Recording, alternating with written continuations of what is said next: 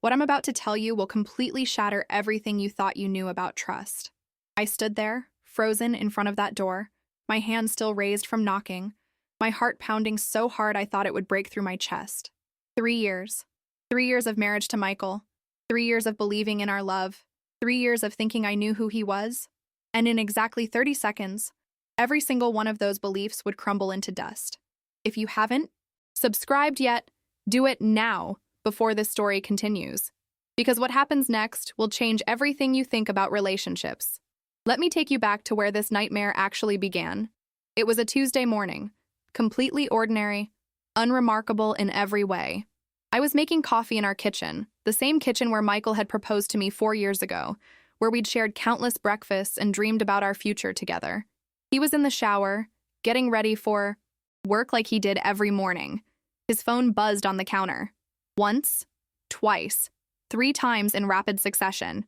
I wasn't the type of wife who checked her husband's phone. I trusted him completely, blindly, stupidly. But something about those notifications felt different. Maybe it was intuition. Maybe it was fate. Maybe it was just the universe finally deciding to show me the truth I'd been too naive to see. I glanced at the screen. The messages were from someone named Alex. No last name, no photo, just Alex. And the preview of the last message made my blood run cold. I can't wait to see you again tonight. Last night was incredible. My hands started shaking.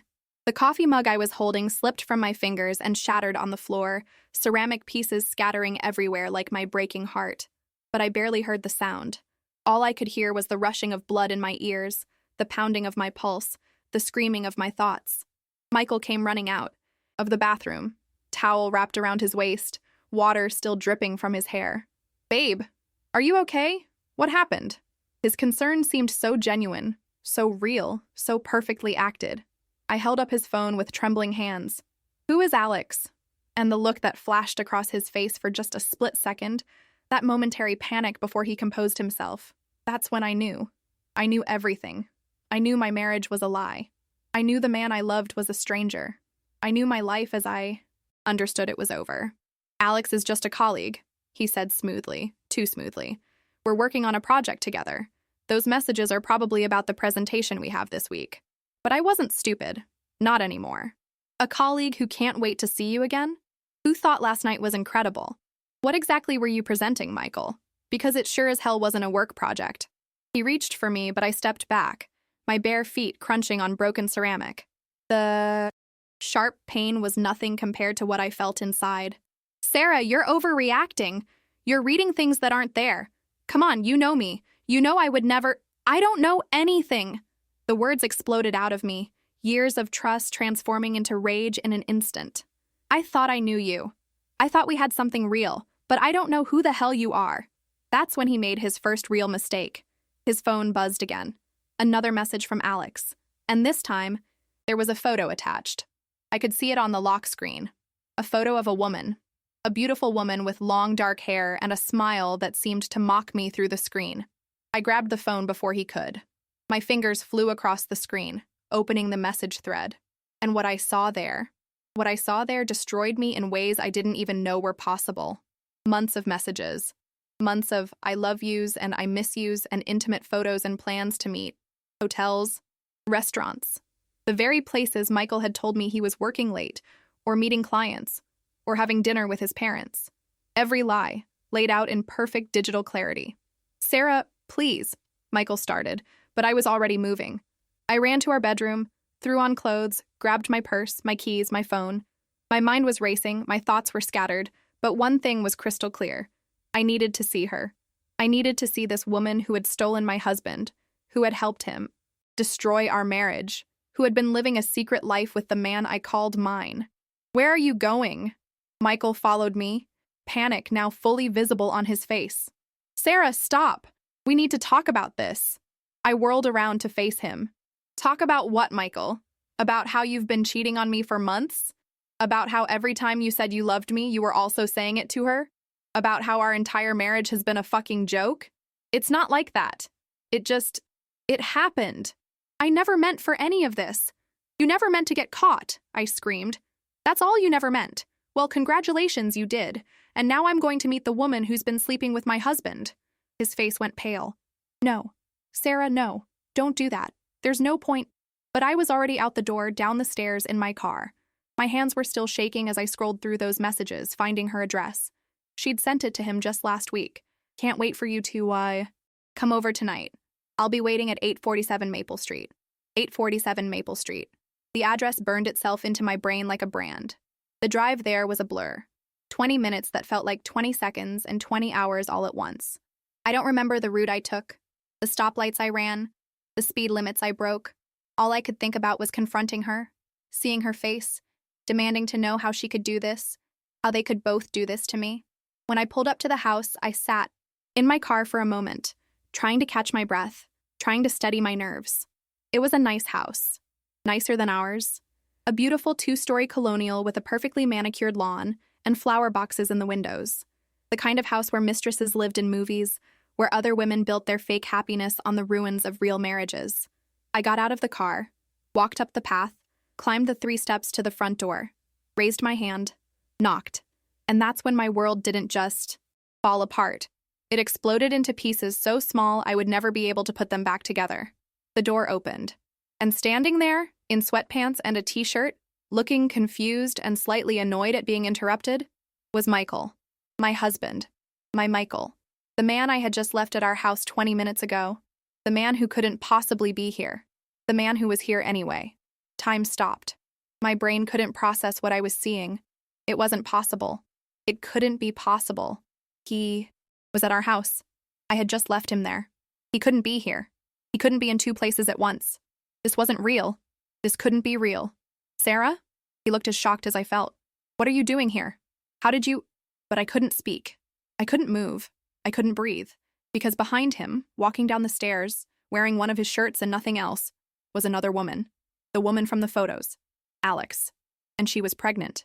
Very, very pregnant. Michael? She called. Out. Her voice sweet and innocent. Who's at the door, honey? Honey. She called him honey.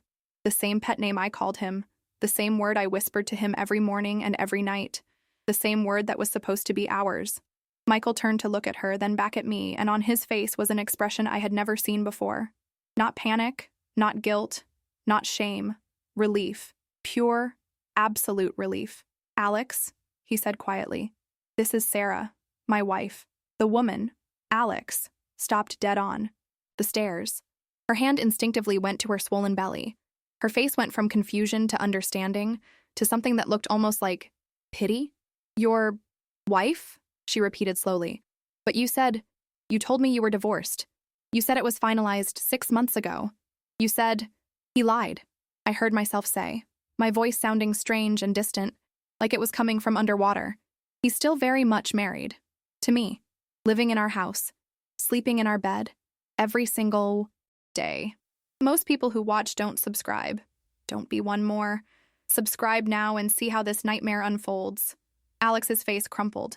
She sat down heavily on the stairs, tears starting to stream down her face. You lied to me?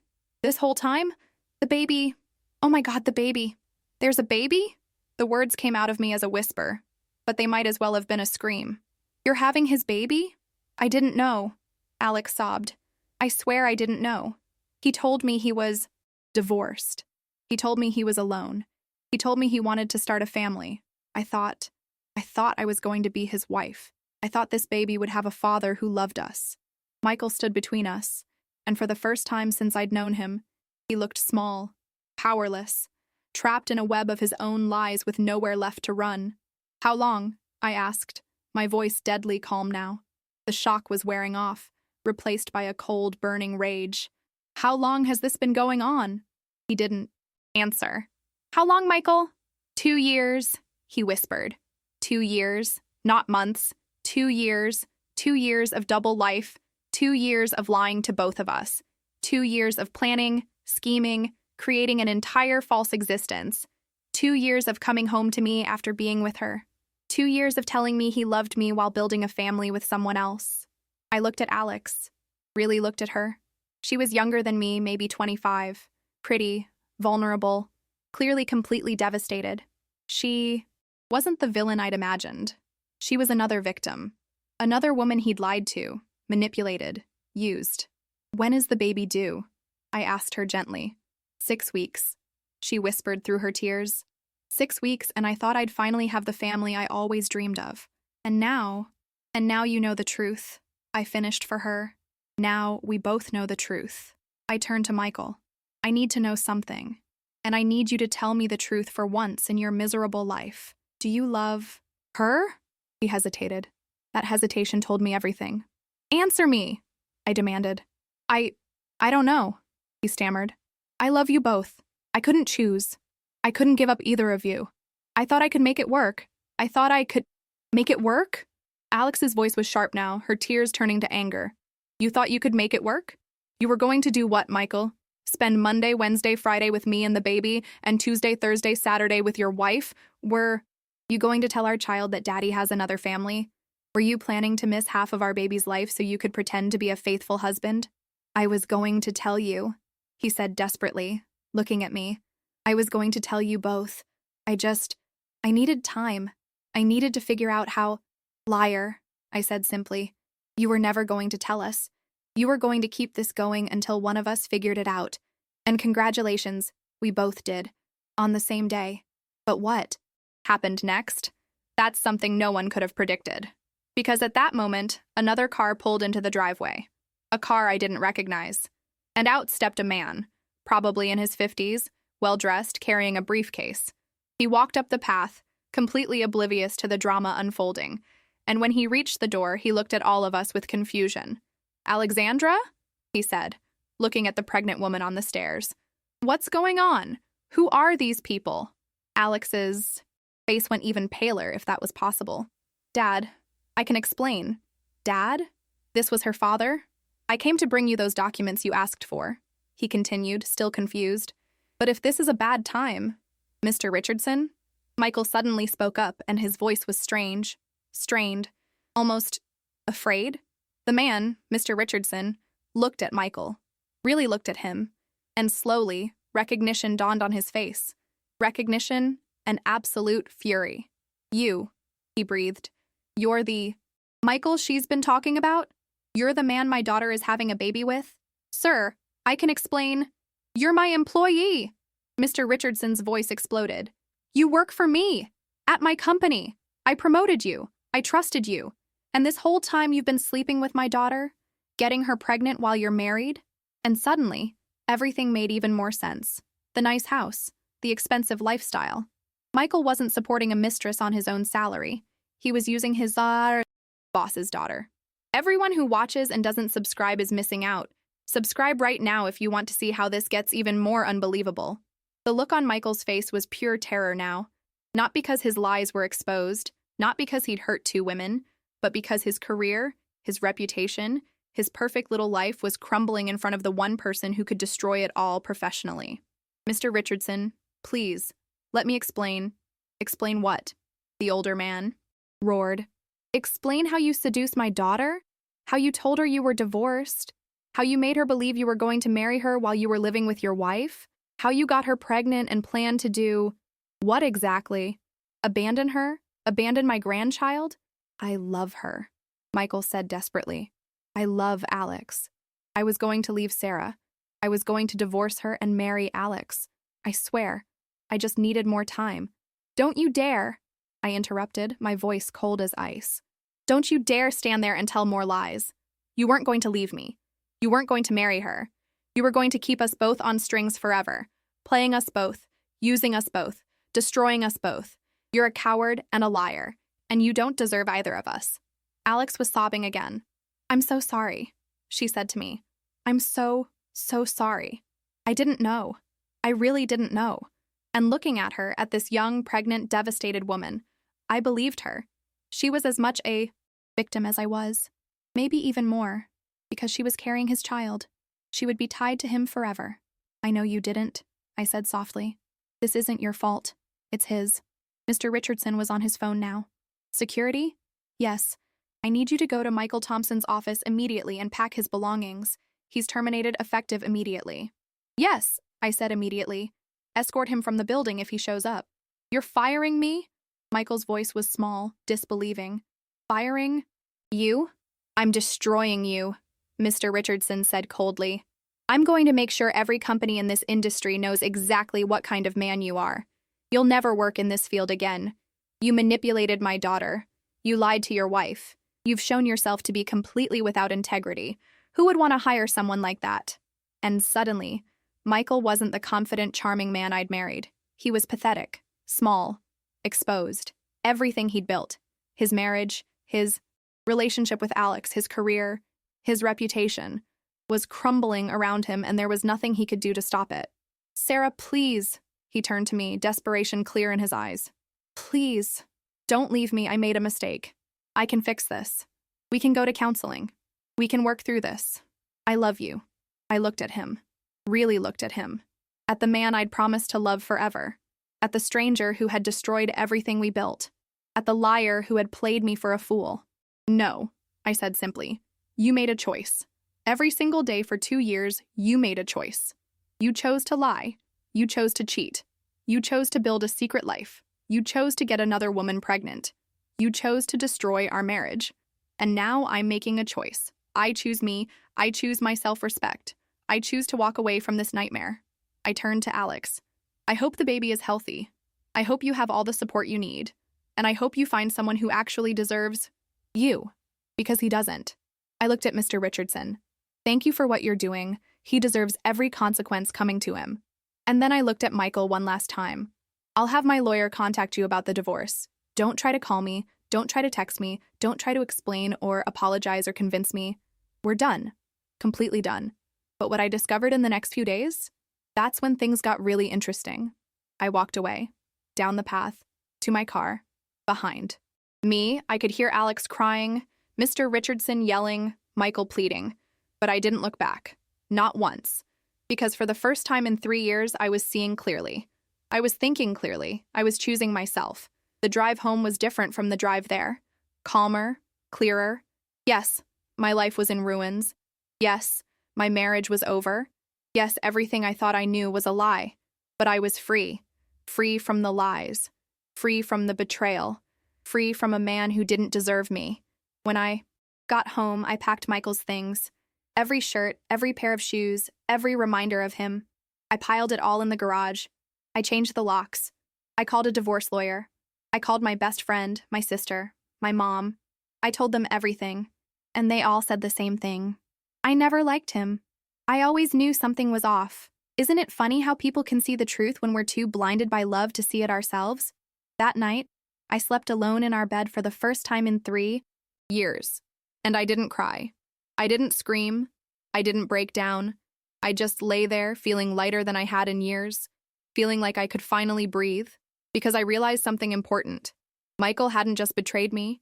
He'd given me a gift. He'd shown me exactly who he was. He'd freed me from a life built on lies. He'd given me the chance to start over, to find someone who would actually love me the way I deserved. What I discovered in the next 72 hours would make everything I thought I knew about Michael's betrayal look like child's play. I woke up the morning after the confrontation feeling strangely calm, almost numb.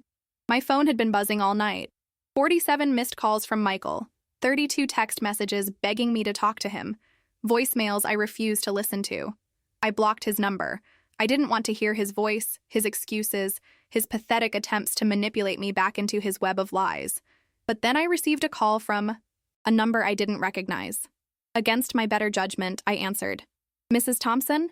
A woman's voice. Professional, cool. This is Detective Lisa Martinez from the Metropolitan Police Department. I need to speak with you about your husband, Michael Thompson.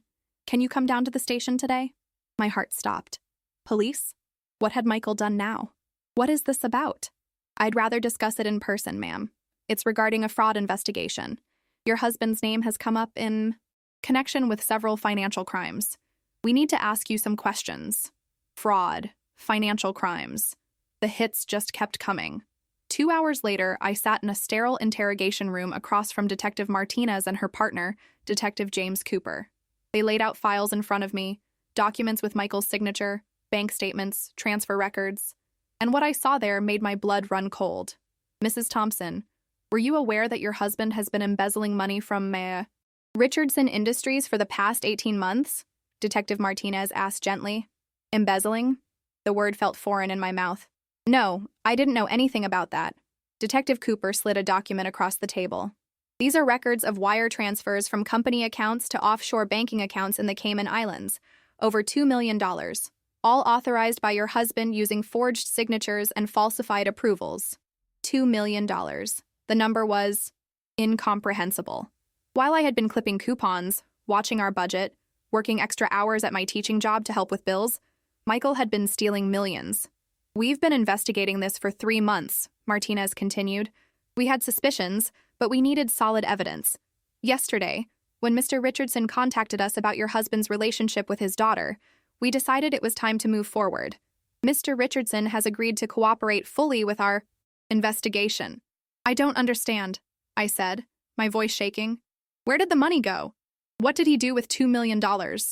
Cooper pulled out more documents. The house where Alexandra Richardson lives? Your husband purchased it. Cash. The car she drives? He bought it. Her credit cards? He pays them. He's been funding an entire second lifestyle with stolen money. Everything made sense now.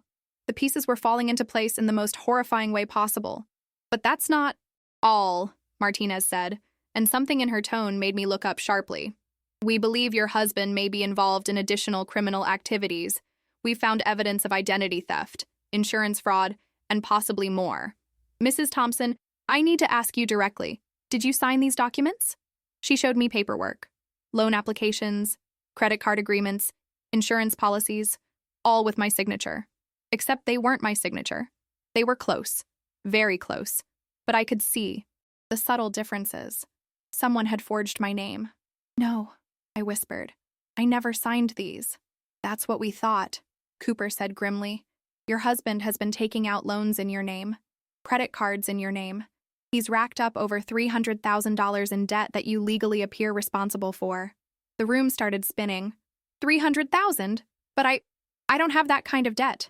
My credit is excellent. I check it regularly. He's been intercepting the, statements, Martinez explained. Probably rerouting mail, accessing your online accounts. We found evidence of that on his computer. Mrs. Thompson, I'm sorry to tell you this, but legally, you're on the hook for all of it unless we can prove fraud. And that's going to take time. I felt like I was drowning. Betrayal I could handle. Infidelity I could survive. But this was different. This wasn't just breaking my heart. This was destroying my entire life, my financial future, my credit, my ability to buy a house, get a car loan, maybe even keep my job if this became public. There's more, Martinez said softly, almost apologetically. We need you to look at these photos and tell me if you recognize anyone. She laid out a series of surveillance photos. Michael with Alex, Michael at expensive restaurants, Michael at luxury hotels. But there were other photos too.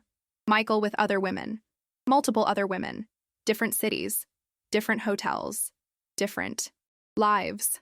My hands started shaking so violently I had to clasp them together in my lap. How many? I asked, my voice barely a whisper. We've identified 4 different women so far, Cooper said. Alex was the only one who got pregnant as far as we know. But there may be others we haven't found yet. 4 women, 4 separate lives, 4 separate webs of lies. And I was the fool who thought I was the only one, the wife, the one who had his heart. Did he steal from all of them, too? I asked. Martinez nodded slowly. We believe so. One of the women filed a police report 3 months ago, claiming someone stole her identity and took out loans in her name. We didn't connect it to your husband until yesterday.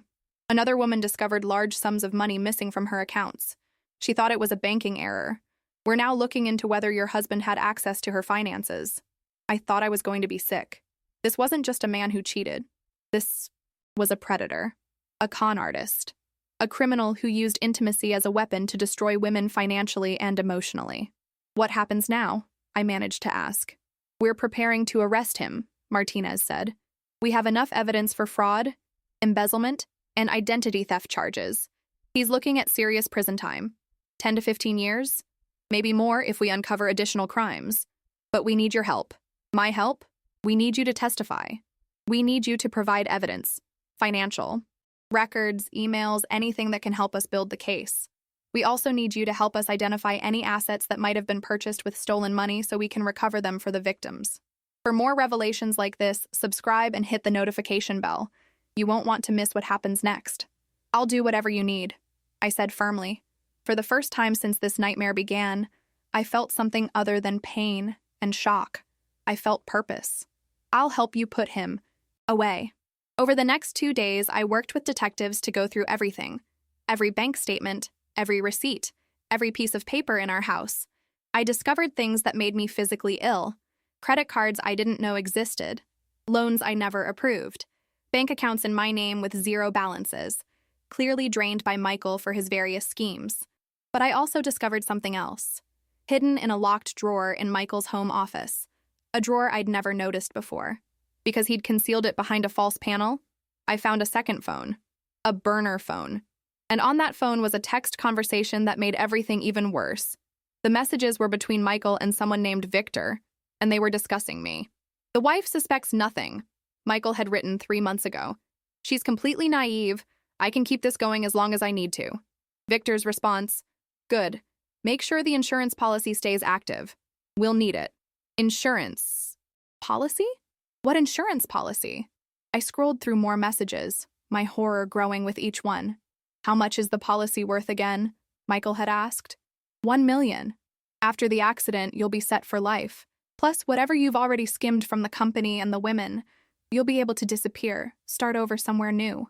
After the accident, they were planning to kill me. My hands were shaking so hard I almost dropped the phone.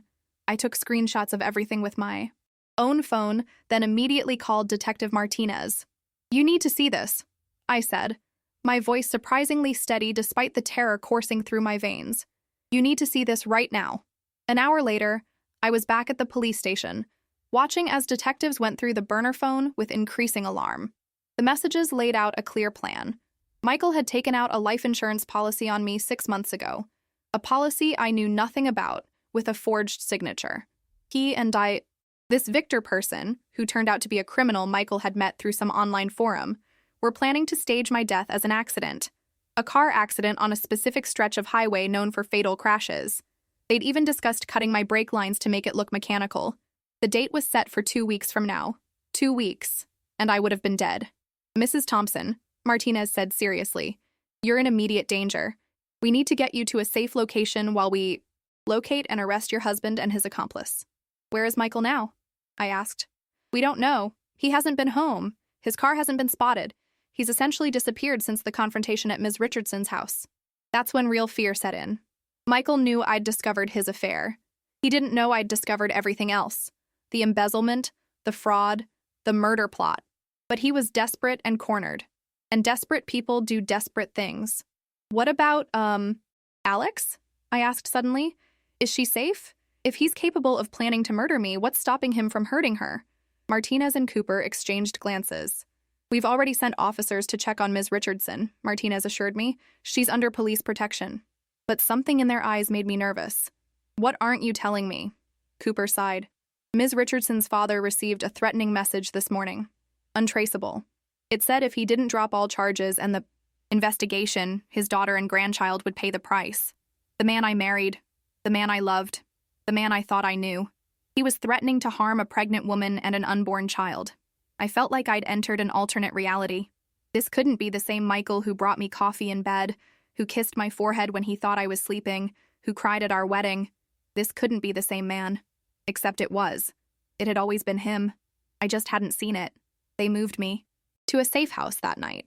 A nondescript apartment in a neighborhood I didn't recognize, with 2 police officers stationed outside and strict instructions not to contact anyone or go anywhere without escort. I sat in that sterile, temporary space, surrounded by furniture that wasn't mine, sleeping in a bed that wasn't mine, living a life that didn't feel real. My phone, a new one the police had given me since they'd taken mine as evidence, rang. It was my sister, Claire. The detectives had allowed me to give her the number in case of emergency. Sarah? Her voice was frantic. Sarah, oh my God, are you okay? I just saw the news. They arrested Michael. They're saying he's a con artist, that he's been embezzling millions, that he was planning to... She couldn't even say it. I'm okay, I said quietly. I'm safe. They found him. It's all over the news. He was trying to flee the country. They caught him at the airport with a fake passport and over 2 $100,000 in cash. Sarah, they're saying there might be more victims, more women. They're asking anyone who had a relationship with Michael Thompson to come forward. I turned on the small TV in the apartment. There it was, on every news channel. Michael's face, my husband's face, with the words con artist, embezzler, murder plot scrolling beneath it. The news anchor was speaking. Michael Thompson, 35, was arrested this evening at JFK International Airport, attempting to flee the country. Police say Thompson is suspected of running an elaborate con spanning at least 3 years, defrauding multiple women and his employer of millions of dollars.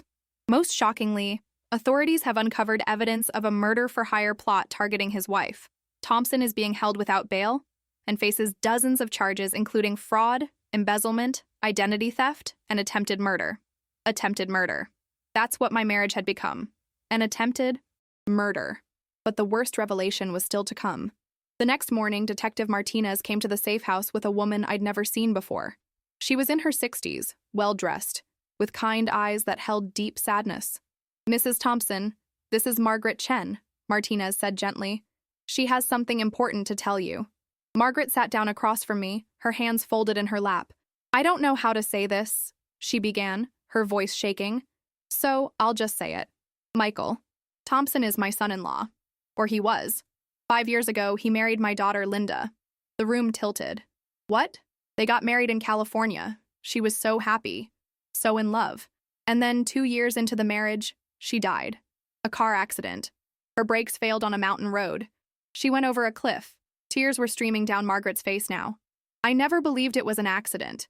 Linda was meticulous about car maintenance. But the police ruled it an accident. Michael collected a $1 million life insurance policy and disappeared. I haven't seen him since the funeral. Michael had done this before. He'd murdered his first wife, and I was supposed to be next. When I saw his face on the news last night, I couldn't believe it." Margaret continued. "I thought I was seeing a ghost, but it was him. Same man, same con, same plan. Except this time, thank God, you found out before it was too late." Martinez pulled out a file. "We've reopened the investigation into Linda Chen's death. Based on the evidence we've found regarding the plot against you, we believe Michael murdered his first wife using the same method he planned to use on you. Brake line tampering. Made to look like an accident." I couldn't breathe. I couldn't think. "He killed her? He actually killed someone?" Margaret nodded, sobbing. "My baby girl. He killed my Linda. And he was going to kill you too. And probably that poor pregnant girl after he got the insurance money from both of you." The full scope of Michael's evil was almost incomprehensible. He wasn't just a cheater or a thief, he was a murderer. A calculating, cold-blooded killer who used marriage as a weapon, who used love as a tool for financial gain, who had no problem ending lives to enrich himself. "How many?" I whispered. "How many others were there?" Martinez hesitated. "We're still investigating, but we found evidence of at least 3 other women who were romantically involved with Michael and died under suspicious circumstances over the past 10 years. We're working with authorities in multiple states to build cases. 3 other women, plus Linda, plus me, if their plan had succeeded, plus Alex, who was probably next on his list. Michael wasn't just a con artist. He was a serial killer who used romance and fraud as his methods. If you've made it this far, subscribe to the channel. You're special, and you need to see how this ends." "I thought I was crazy," Margaret said, softly, looking at me with eyes that reflected my own pain. "After Linda died, I told the police I thought Michael killed her. They looked at me like I was a grief-stricken mother who couldn't accept that accidents happen. They made me feel like I was paranoid, delusional. But I knew. A mother knows. I knew he killed her. I'm so sorry," I said, reaching across to take her hand. "I'm so sorry." "You have nothing to be sorry for," she said firmly. "You're a victim too. We all are. But at least now, finally, he's going to pay for what he did. To Linda. To you. To all of us." Over the next week, more women came forward. The news coverage sparked memories, suspicions, connections. A woman in Oregon whose fiancé had cleaned out her bank accounts and disappeared. A woman in Texas whose husband died in a hunting accident and whose life insurance beneficiary turned out to be someone she'd never heard of. A woman in Florida who survived a near-fatal accident involving faulty gas lines in her home. Every single one of them had been involved with Michael Thompson. Every single one had a story of charm that turned to control, love that turned to lies, trust that turned to terror. Detective Martinez kept me updated on everything. "We're building an airtight case," she told me during one of her visits to the safe house. "Federal charges, state charges. He's never getting out of prison, never." "What about Victor?" I asked. "The man he was planning this with?" "Arrested," she said with satisfaction. "He's already making a deal to testify against Michael in exchange for a reduced sentence. He's giving us everything, every detail of the murder plot, every conversation, every plan. It's over, Sarah. You're safe now." Safe. The word felt strange. I didn't feel safe. I felt shattered, traumatized, betrayed in ways I was still trying to process.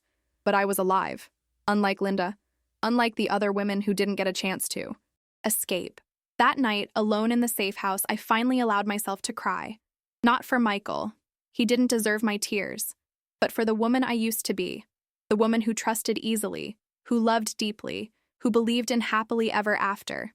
That woman was gone, killed just as surely as if Michael's plan had succeeded, and I didn't know if I would ever get her back. But then something happened that changed everything once again. The next morning, there was a knock on the safe house door. The officers checked, then allowed someone in. It was Alex. Very pregnant Alex, with her father beside her, both looking exhausted and scared. "Sarah," she said quietly, "can we talk?" I nodded, gesturing for them to sit. Mr. Richardson stayed standing, protective, watching over his daughter like a guard dog. "I don't even know where to start," Alex began, tears already forming. "I've been watching the news. I've been hearing everything they're saying about Michael, about the other women, about his first wife, about what he was planning to do to you. And I keep thinking, that could have been me. After the baby was born, after I wasn't useful anymore, that could have been me." "You're right," I said honestly. "It probably would have been." She flinched, but I didn't soften it. She needed to hear the truth. "I came here to tell you I'm sorry," she continued. "I know you probably hate me. I know I helped destroy your marriage, even if I didn't know it. But I'm also a victim here, and I'm scared. I'm scared of what he might have planned for me. I'm scared for my baby. I'm scared of everything." I looked at this young woman, carrying the child of a monster, facing a future as a single mother to a baby whose father was a murderer, and despite everything, I felt sorry for her. "I don't hate you," I said quietly. "I did for about 5 minutes when I first saw you, but then I realized you were just another one of his victims, another woman he lied to, manipulated, used. You didn't destroy my marriage. He did, all by himself. The baby," she whispered, her hand on her belly. "What do I tell my baby about their father?" "The truth," Mr. Richardson said firmly. "When the time is right, you tell them the truth. That their father was a bad man who hurt a lot of people, but that they are not him. They are better. They will be better." And in that moment, sitting with my husband's pregnant mistress and her father, I realized something profound. We were all connected now, all bound together by the damage one man had done. We were all survivors of the same monster. And maybe, just maybe, we could help each other heal. "I have a proposition," I said slowly, the idea forming as I spoke. "When this is all over, the trials, the sentencing, the media circus, I think we should start a foundation for women who've been victims of romantic fraud, manipulation, abuse, to help them recognize the warning signs, to help them rebuild their lives, to make sure no one else falls for a man like Michael." Alex looked at me with something like hope in her eyes. "You would do that? Even after everything?" "Especially after everything," I said. "Because we survived. We got out. We lived. And we owe it to the women who didn't, like Linda, to make sure their deaths meant something. To make sure other women don't end up like us." Mr. Richardson nodded approvingly. "I'll fund it," he said immediately.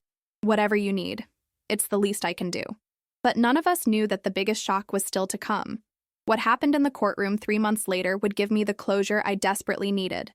I sat in the front row, watching as Michael was led in, wearing an orange jumpsuit and handcuffs. He looked different, smaller, broken. The confident, charming man I'd married was gone, replaced by a hollow shell who couldn't even meet my eyes. The prosecutor laid out everything.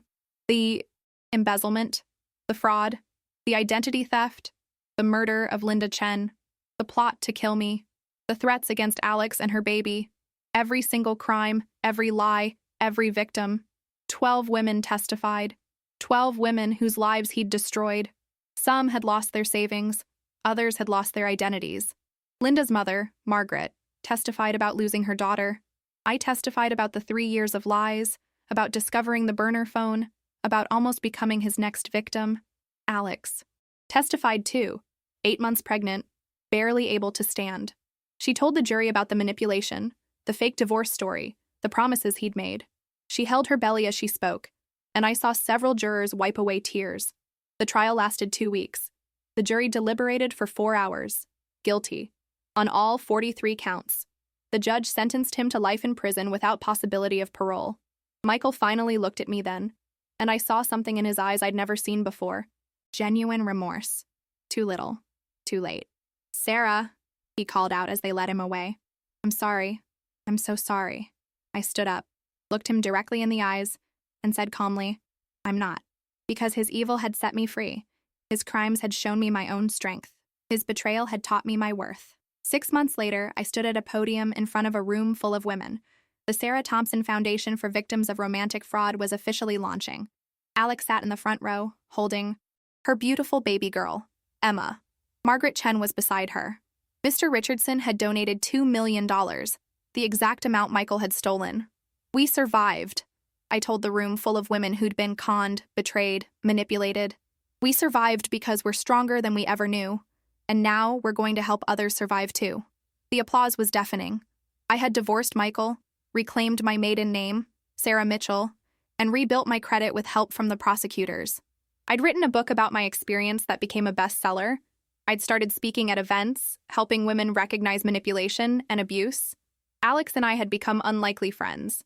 Her daughter would grow up knowing the truth about her father, but also knowing she was loved, wanted, and surrounded by strong women who wouldn't let one man's evil define them.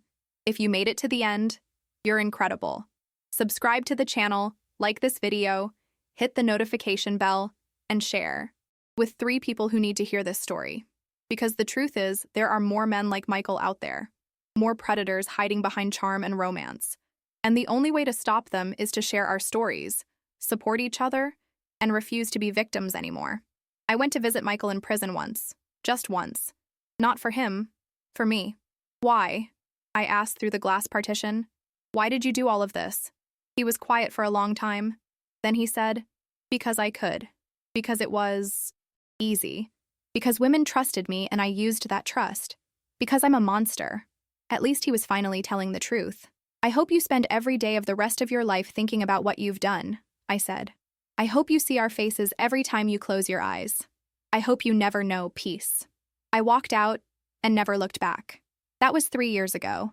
Today, I'm remarried to a wonderful man named David, who I met through the foundation. He's a therapist who volunteers, helping trauma survivors. We have a son together. I'm happy, truly happy. Not the naive happiness I had before, but real happiness built on truth, respect, and genuine love. The foundation has helped over 5,000 women. We've prevented countless frauds. We've saved lives. And Michael? He's exactly where he belongs. In a cell. Alone. With nothing but his crimes to keep him company. Sometimes the worst thing that happens to you becomes the best thing that ever happened. Because I wouldn't be who I am today without having survived him. I wouldn't have found my purpose, my strength, my voice. I knocked on that door expecting to confront a mistress. Instead, I discovered a monster, survived a murder plot, and became a warrior for women everywhere. And that's the real story. Not about the betrayal, but about the survival, the strength, the transformation. Emma just turned 3. She calls me Aunt Sarah. Alex and I take our kids to the park together.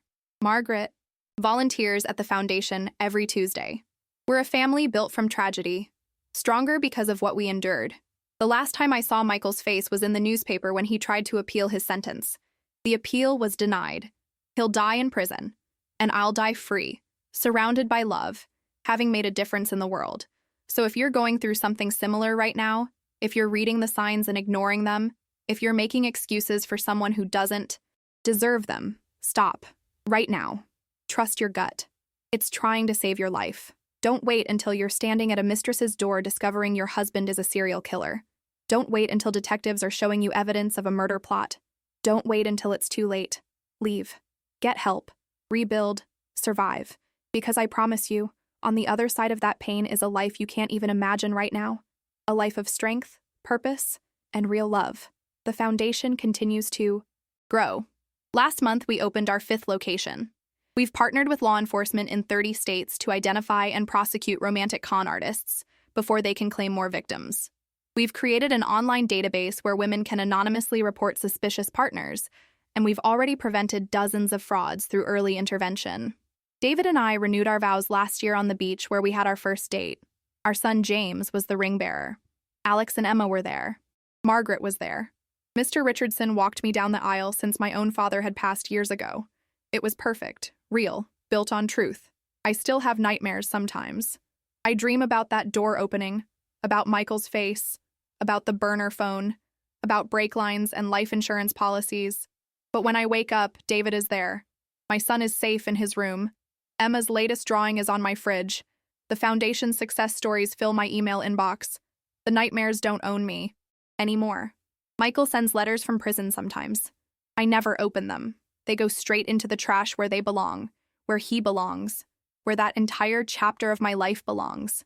Because I'm not defined by what he did to me. I'm defined by what I did after. I survived. I thrived. I transformed my trauma into purpose. I turned my pain into power. I became the woman I was always meant to be. Just had to walk through hell to find her.